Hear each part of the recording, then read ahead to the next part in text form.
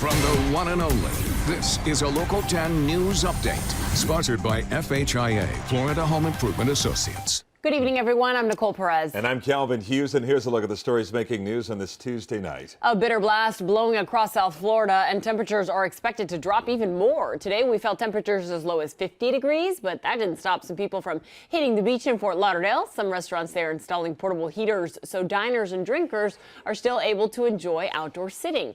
We're expecting those temperatures to drop all the way down to the low 40s overnight. Well, police are back at the Hollywood home of troubled NFL star Antonio Brown. Officers responding to the scene after they say a neighbor called 911 to report a battery. Detectives were spotted taking pictures of a man who appeared to have a ripped shirt. It is not the first time Brown has had an encounter with police in the past months.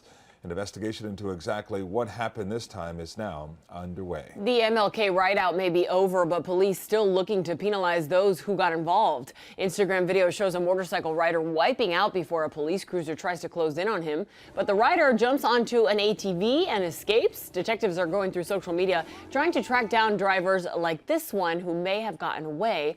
Law enforcement departments across South Florida say during the holiday weekend, there were a total of 54 arrests, 62 citations, and 3 guns recovered. Listen to Local 10's podcast, The Florida Files, wherever you are, whenever you want. Just say, Alexa, play the Florida Files podcast. Getting the latest episode of Florida Files. Here it is from TuneIn. Previously on the Florida Files. Or just ask Siri, I want to hear the latest Florida Files podcast. Here's the newest episode of the Florida Files. Get the Florida Files on Alexa, Google Home, or Apple devices just by saying play the Florida Files podcast. The Florida Files from the one and only Local 10.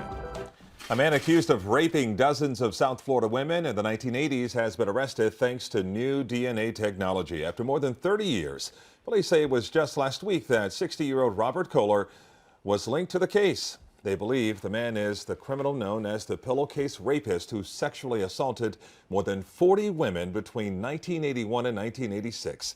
Kohler was arrested in Brevard County and will face charges in Miami-Dade. As breaking news happens, we have you covered on air and online. You can always head to our website, local10.com, for more local news coverage and updates.